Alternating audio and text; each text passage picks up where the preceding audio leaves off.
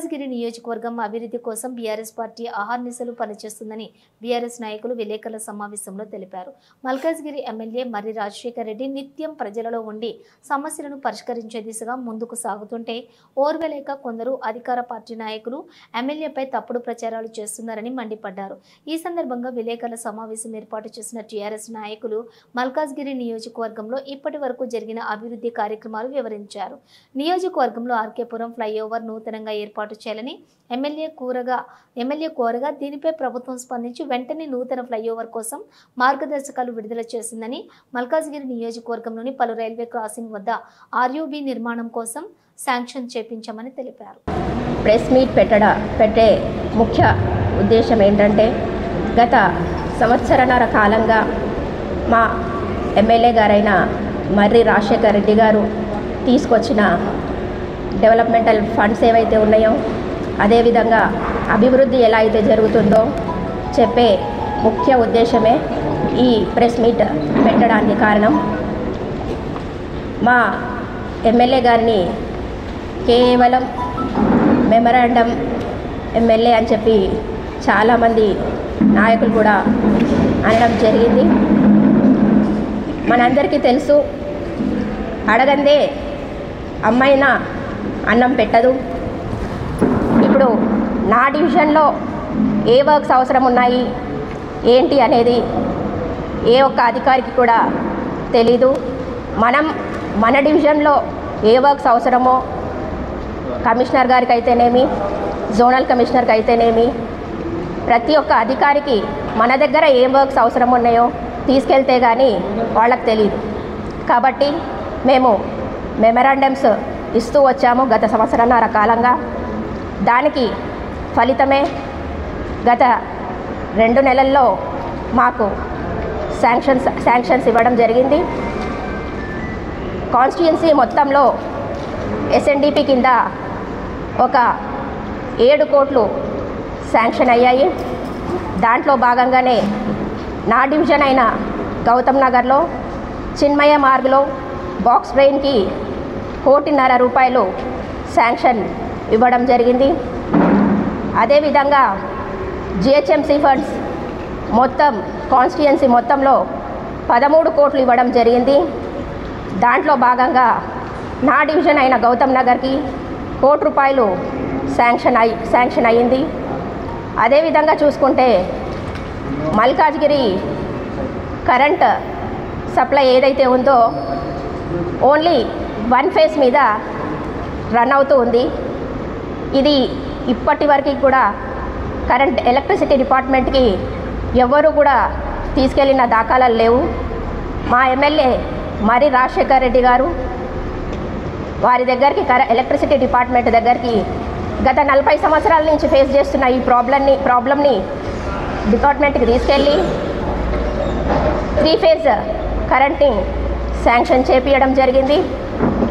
అంతేకాదు నా డివిజన్ అయిన గౌతమ్ నగర్లో రిజర్వాయర్ కూడా శాంక్షన్ చేయించారు.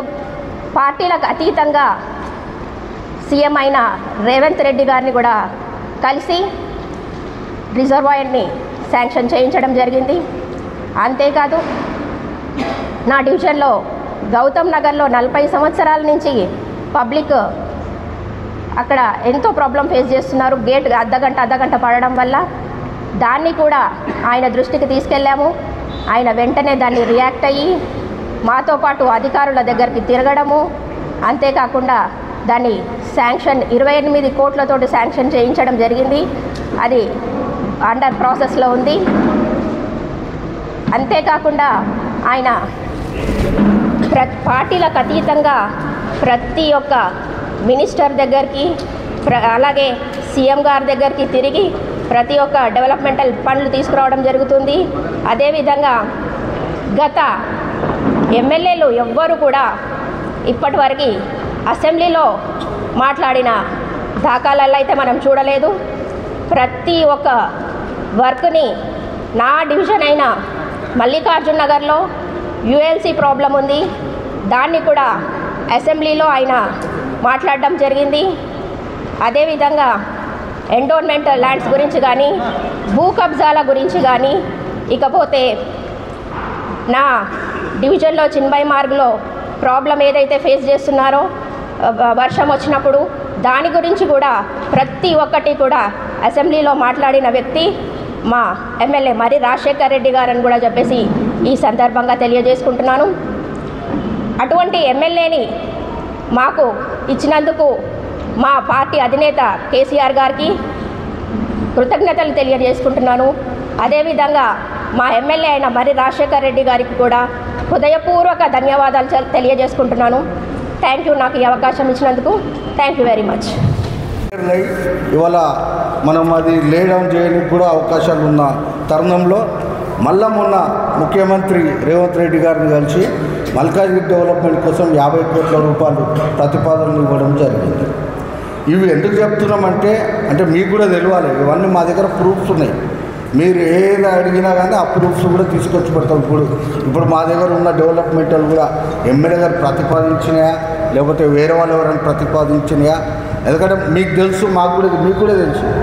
ఇవాళ ప్రతిపాదన అంటే ఆయన ఒక లెటర్ హెడ్ మీద, ఆ డేట్ మీద, ఆ ఫైల్ నంబరు అవన్నీ కూడా మన ఆయన అయితే ఏదైతే నెల కింద చేసిన లెటర్ హెడ్ వర్క్ అని ఇచ్చినా కానీ ఆ ఫైల్ నెంబర్స్ కూడా దాని మీద ఉంటాయి.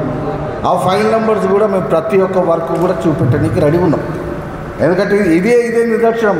మాకు రాజశేఖర్ రెడ్డి గారు డెవలప్మెంట్ చేపిస్తున్నాడే దానికి నిదర్శనం ఆయన ఇచ్చిన లెటర్ హెడ్లు గత 15 నెలల నుండి ఇస్తున్న లెటర్ హెడ్ల మీదనే మనకి శాంక్షన్ కావడం జరిగింది.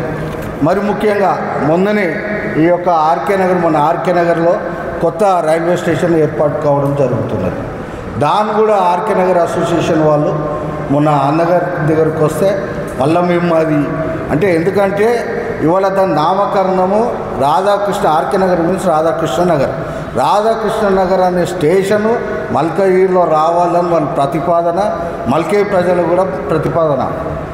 దాని మీదనే మొన్న ఏదైతే మన ఈయన ఎమ్మెల్యే గారి లెటర్ హెడ్ మీద మన చీఫ్ సెక్రటరీ అయిన దానకిషోర్ గారి దగ్గరికి పోయి కూడా ప్రతిపాదించడం జరిగింది. అది శాంక్షన్ కూడా అయింది.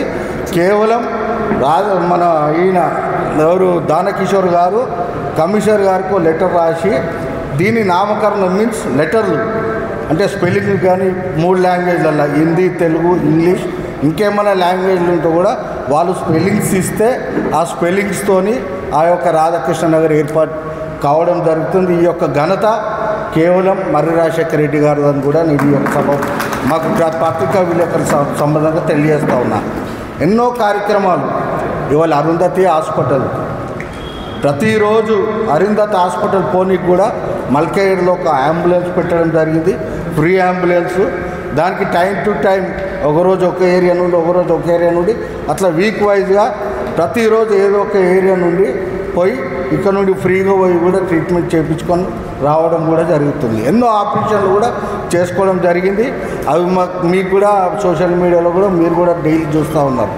ఒక ఎమ్మెల్యే గారు అయి ఉండి జనరల్గా ఎట్లుంటారు ఎమ్మెల్యేలు, నేను ఎమ్మెల్యే అయినా పబ్లిక్ అడిగి నేను చేస్తా అన్న ఉద్దేశంతో ఉండే రోజులలో కూడా ఇవాళ సొంతంగా ఆయన సొంత డబ్బు రోజు సుమారు 5 లక్షల రూపాయలు ఖర్చు పెట్టుకుంటూ అరుంధతి హాస్పిటల్లో ప్రతి ఒక్కరికి ఎవ్వరు పోయినా కానీ ఏ ఆపరేషన్, గుండె ఆపరేషన్ కానీ, ఎనీ స్పైన్ ఆపరేషన్లు కానీ, మన స్టోన్స్ ఆపరేషన్లు కానీ, ఏ ఆపరేషన్లు అన్నా కానీ కాదనకుండా ప్రతి ఒక్కరికి నాట్ ఓన్లీ మల్కాజ్గిరి ఎక్కడ టోటల్గా ఏ ఒక్క కాన్స్టిట్యున్సీ పోయినా కానీ వాళ్ళకు ట్రీట్మెంట్ చేయించడం జరుగుతుంది. మేము ఇది చాలా గొప్పగా భావిస్తూ ఉన్నాం. రేపు రాబోయే రోజులలో కూడా ఇలా ప్రజలు కూడా గమనిస్తూ ఉన్నారు. అరే ఎమ్మెల్యే గారు ఎంత సోషల్ యాక్టివిటీస్ చేస్తూ ఉన్నారు, డెవలప్మెంట్ ఏ విధంగానైతే మనకు డెవలప్మెంట్స్ రావాలి ఆ విధంగా తీసుకురావడం, మళ్ళీ ఆయన సొంత నిధులతో ఏ విధంగా సోషల్ వర్క్ యాక్టివిటీస్ చేయాలని అవి కూడా చేయడం జరుగుతున్నది. మేము చాలా గొప్పగా భావిస్తూ ఉన్నాం. మాకు ఇలాంటి ఎమ్మెల్యే గారు దొరకడం మేము చేసుకున్న అదృష్టం, మల్కాజ్గిరి ప్రజలు కూడా అదృష్టవంతులని నేను ఈ యొక్క సభాముఖంగా తెలియజేస్తూ మీ దగ్గర సెలవు తీసుకుంటాను. Thank you.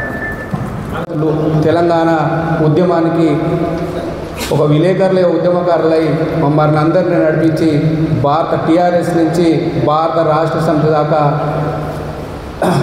మా జర్నీ ప్రయాణంలో ముఖ్య పాత్ర వహించిన మా విలేకరుల సోదరు Malkajgiri press club print and electronic media press club సోదరులందరికీ మా అందరి తరఫున మీ అందరికీ ఉద్యమాభివందనాలు తెలియజేస్తూ ప్రతి సమస్యను ఉద్యమకాలం నుంచి కూడా ప్రజల్లోకి ఉద్యమకారులుగా మల్కాజ్గిరిలో రాష్ట్ర అవతరణ తర్వాత రాష్ట్ర అభివృద్ధిలో ప్రభుత్వం నుంచి జరుగుతున్న కార్యక్రమాన్ని ప్రతి దాన్ని కూడా మీరు ముందుకు తీసుకుపోవడం వల్లనే ఇవాళ భారత రాష్ట్ర సమితికి ఇంత అభిమానం ఉన్నదని మీ సహకారాన్ని ఎప్పుడూ మరొకని కోరుకుంటూ మా సోదరులందరూ అన్ని విషయాలు చెప్పిండ్రు.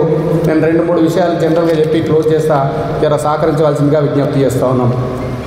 ఈరోజు గౌరవ ఎమ్మెల్యే గారు మల్కాజ్గిరి ప్రజలు ఎన్నుకున్న తర్వాత దురదృష్టవశాత్తు ప్రభుత్వం కోల్పోవడం, ప్రజలకు ఇచ్చిన హామీలను ఏ విధంగా ముందుకు తీసుకుపోవాలనే ఉద్దేశంతో చాలా తర్జన తర్వాత కొన్ని సందర్భాల్లో మేము కూడా ఆత్మహత్యలో భావానికి కూడా గురయ్యే పరిస్థితికి వచ్చిన సందర్భం కూడా ఉంది. ఎందుకంటే ఇక్కడ రాజకీయ పరిస్థితులు వేరు, మీరు అన్నిటికీ మీరే సాక్షులు. ఆయన దాన్ని అధిగమించి ఒక ప్రతిపక్ష పార్టీలో ఉన్న ఎమ్మెల్యేగా తనకు ఏదైతే ప్రచారంలో భాగంగా ప్రజల దగ్గరికి వెళ్ళినప్పుడు ఏ సమస్యలు వచ్చినాయి, వాటిని ఏ విధంగా మనం ముందుకు తీసుకోవాలి, దానికి ప్రయారిటీ ఏది, ఏ సమస్యను ముందు మనం ఎత్తుకోవాలి అనేది ఆయన ఎలక్షన్ తిరిగినప్పుడే ఒక బృందాన్ని ఏర్పాటు చేసుకొని కాలనీ వైజ్గా అక్కడున్న సమస్యలను రెకగ్నైజ్ చేసి ఆ కాలనీ వాసులతోటి స్థానిక కార్పొరేటర్లను, ఉద్యమకారులను, పార్టీ నాయకులను, డివిజన్ బాధ్యులను అందరినీ ఒక్కొక్కటిగా సమస్యను పరిష్కరించే ప్రయత్నంలో భాగంగానే ఇవన్నీ సమస్యలకు పరిష్కారం మొత్తం సమస్యలు పరిష్కారమైన అని చెప్పే విధంగా మేము చెప్పట్లేదు. కానీ మా ప్రయత్న లోపం ఎక్కడ లేకుండా ఖచ్చితంగా ఎమ్మెల్యే గారు ఆ ప్రయత్న లోపం లేకుండా తనతోటి సహకరించే విధంగా ఇలా ఏ విధమైన సహకారం అందుతూ ఉంది. మల్కాజ్గిరిలో అధికారుల నుంచి కానీ ఆటంకాలు ఏర్పరిచే విధంగా ప్రయత్నాలు జరుగుతున్నా కూడా ఆయన సంకల్ప లోకాన్ని ఎక్కడ కూడా వెనక్కి తగ్గకుండా ఖచ్చితంగా ముందుకు పోయే ప్రయత్నం చేస్తూ ఉన్నారు. మీరు దయచేసి ఒకటి గమనించాలి, కొంతమంది చోటమోట నాయకులు 2-3 విషయాలను తీసుకొస్తూ ఉన్నారు. ఇది పోటీ ప్రపంచం. ముఖ్యంగా రాజకీయాల్లో ఈ రోజున పోటీ ఎక్కడ లేదు. రాజకీయాల్లో చాలా విపరీతమైన పోటీ, అబద్ధాల ప్రచారం, అబద్ధాన్ని 100 సార్లు చెప్తే అది నిజమయ్యే పరిస్థితులు నెలకొన్నాయి. మేము కూడా కొంచెం పత్రికా విలేకరులు కానీ ప్రజలకు పోయే విషయాల్లో కొంచెం ఇంకా దూరం అయిందేమో అన్న భావనతో ఈ పత్రికా విలేకరుల సమావేశాన్ని నిర్వహించడం. ఇక నుంచి ఖచ్చితంగా మీతో కోఆర్డినేషన్ అయ్యి ఇంకా ప్రచారాన్ని ఉధృతం చేస్తాం. కొంతమంది అంటున్నారు ఎమ్మెల్యే గారు మెమోరాండంలు ఇస్తారు.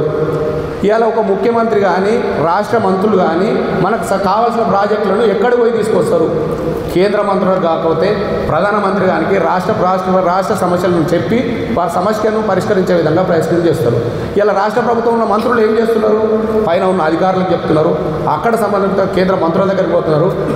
ఈ రోజున్న ముఖ్యమంత్రి గారు కూడా రాష్ట్రంలో నెలకొన్న అన్ని సమస్యలను పరిష్కరించండి నాయన అని చెప్పేసి బీజేపీ ప్రభుత్వం దగ్గర కేంద్ర ప్రభుత్వం దగ్గరికి పోవడం జరుగుతుంది. ఇలా మరి రాజశేఖర రెడ్డి గారు ఏం చేయాలి? గ్రౌండ్లో ఉన్న అధికారులకు ఫస్ట్ నాయన మాకు ఈ కాలనీలో ఈ సమస్య ఉంది, మల్కాజ్గిరిలో ఈ సమస్య ఉంది, ఈ సమస్యను ఏ విధంగా పరిష్కరిస్తారని చెప్పేసి జోనల్ కమిషనర్, ఎంఆర్ఓ గారు, ఆర్డీఓ గారు, కలెక్టర్ గారు, జాయింట్ కలెక్టర్ గారు, సిఎస్ గారికి, అదేవిధంగా రాష్ట్ర మంత్రులకు, అంతిమంగా రాష్ట్ర ముఖ్యమంత్రి గారు కూడా చెప్పే ప్రయత్నం చేస్తూ ఉన్నాం. ఒక ప్రజల సమస్యను పరిష్కరించేటప్పుడు వారికి ఒక వినతి పత్రం ఇవ్వడం, దాని తర్వాత అక్కడ సమస్యకు పరిష్కారం తర్వాత అధికారులకు చెప్పడం, అంతిమంగా ఆ సమస్య పరిష్కారంగా అన్నప్పుడు నిరసన వ్యక్తం చేయడమే ప్రజాస్వామ్యంలో మనకున్న హక్కు. కొంతమంది అనాలోచితంగా మూర్ఖంగా ప్రచారం చేసుకుంటున్నారు, ప్రచార ఆవతోనే మాట్లాడుతున్నారు, ఎక్కడ పనులు జరుగుతలే మాట్లాడుతున్నారు. ఖచ్చితంగా ఈ ప్రచారాన్ని మేము చేసే పనే చెప్తాం, చేయాల్సిన ఏం పని చేయదలుచుకున్నామో ఆ పని దగ్గర పోయి మా నాయకులు నిలబడతారు. ఆ ప్రచారాన్ని ఇంకా ఉధృతం చేస్తాం. ఈ ప్రచారం ఇంకా తక్కువ ఉన్నది, ఇక్కడ మేము ఎవ్వరికీ శశవిషలకు తావులేదని చెప్తా ఉన్నాం. మాట్లాడాలి, వాళ్ళు గమనించాలి. సమస్యను పట్టుకున్నప్పుడు ఆ సమస్య మీద 1-4 సార్లు ఆ అధికారులను పిలిచి వాళ్ళ దగ్గరకు పోయి, ఇలా రైల్వే సమస్యలు ఉన్నాయి, ఇలా గౌతమ్ నగర్ ఉండని, ఆర్యపు ఉండని, కానీ ఒక్కొక్క కార్పొరేటర్ 10 సార్లు 20 సార్లు ఆ అధికారుల దగ్గరికి వెళ్ళి సమస్యను వివరించి అక్కడున్న ఇబ్బందులను పూర్తి చేయమని చెప్పేసి చేస్తూ ఉన్నాం. అదేవిధంగా అల్వాల్కి సంబంధించి ఒక హిందూ శ్మశాన వాటిక, అది గత 8-10 ఏళ్ళు ఇవాళ కొత్తగా ఏదో జరిగింది కాదు, గత 15 ఏళ్ళకెళ్ళి దాన్ని ఒక డంపింగ్ యార్డ్గా మార్చడం వల్ల అక్కడ ఉన్న కాలనీ వాసులందరూ కలిసి కాంగ్రెస్ ప్రభుత్వంలో ఉన్న నాయకులకు, బీజేపీ ఎంపీ గారికి, అదేవిధంగా మల్కాజ్గిరి ఎమ్మెల్యేగా మల్కాజ్గిరి రాజశేఖర రెడ్డి గారి దగ్గర కూడా పదే వచ్చి వారు సమస్యను విన్నవించిన తర్వాతనే ఎమ్మెల్యే గారు వెళ్ళి అక్కడున్న డీసీ గారికి, ఎంఆర్ఓ గారికి సమస్యలు అన్నింటినీ వారికి చెప్పిన తర్వాత అక్కడ సమస్య పరిష్కారం కానప్పుడే అక్కడ ధర్నాకు నిర్ణయించడం అయితే తప్ప ఫస్ట్ అధికారుల దృష్టికి తీసుకెళ్ళవన్న సమస్యను అనేది గుర్తించాలని విజ్ఞప్తి చేస్తూ ఉన్నాం. మాట్లాడే ముందు మీరు ఎవరు ఏదైనా పని చేసినా మల్కాజ్గిరి అభివృద్ధి చేస్తే మేము స్వాగతిస్తాం. అయితే ఆ పని ఎక్కడ చేసినారు, ఎవరు త్రూ చేసినారు, ఏ అధికారికి ఇచ్చినారు, ఆ అధికారి ఏ విధంగా రెస్పాండ్ అయ్యిండు, ఆయన ఏం శాంక్షన్ చేసిండు అనేది ప్రజలకు వివరిస్తే బాగుంటుంది. ఊరికే చెప్పుకుంటే ఎవరికి మంచిది కాదని విజ్ఞప్తి చేస్తాము. అదేవిధంగా మత్స్యబోలారం సంబంధించి ఇలా తుర్కపల్లిలో కానీ ఇంకో అక్కడ 2 ఆర్యూబీలు 8 కోట్లతోని 16 కోట్లతోని శాంక్షన్ అని తెలియజేస్తూ ఉన్నాం. అదేవిధంగా ఒక ఫైర్ స్టేషన్ లేదు మల్కాజ్గిరిలో, ఇన్ని సంవత్సరాల నుంచి ఒక ఫైర్ స్టేషన్ లేని పరిస్థితి. ఫైర్ స్టేషన్కి అల్వాల్ పోలీస్ స్టేషన్కి పక్కనే ఉన్న 11 గుంటలను కూడా అక్కడ కేటాయించడం జరిగిందని తెలియజేస్తూ ఉన్నాం.